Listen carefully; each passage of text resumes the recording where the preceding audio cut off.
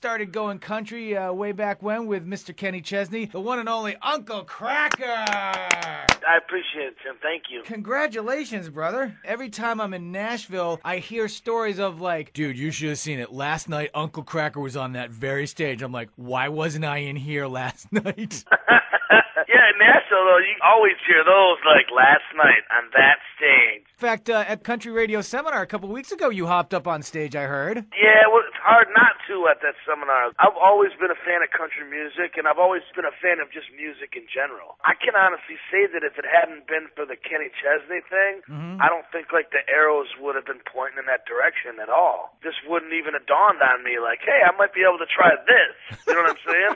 How did you get involved with Kenny? That was a full Chesney move. I was just humming along, minding my own business. You're just hanging out being Uncle Kracker and get a call from Kenny. I get a call from Chesney. Yep. Here's how it breaks down. Kenny Chesney at the time was hanging out with Kid Rock. And Kenny Chesney was about to play his first stadium show in his hometown, Knoxville, Tennessee. He asked Kid Rock, he's like, man, I'm playing Neyland Stadium. Do you think Uncle Kracker would come out and sing Drift Away or Follow Me, you know, at this show, like as a guest appearance? And Kid Rock was like, I don't know, call him and ask him yourself.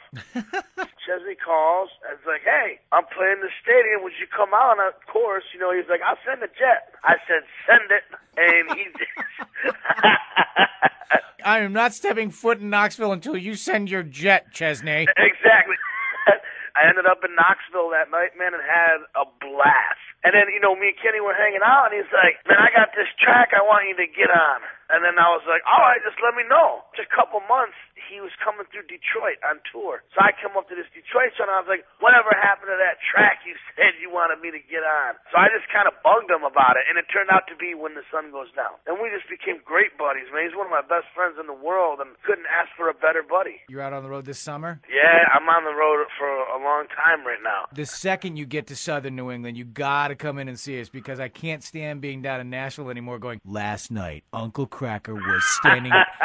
Uncle Kracker spit on the floor where you're standing right now, dude, and you missed it. Uncle Kracker ate a triple cheeseburger right there. He did. I take that back. Quadruple. Quadruple. Dude, where were you? I was down at Piranha's on 2nd Street. I mean, it's just a real thrill to talk to you, brother. Thank you, man. I appreciate it. Talk to you soon, man. Congratulations. The single smile is fantastic, man, and all the best, and we'll see you up here. Thanks, boss. We'll see you soon. There he is, Uncle Kracker, everybody. More from the morning Showgram. Cat Country 98.1.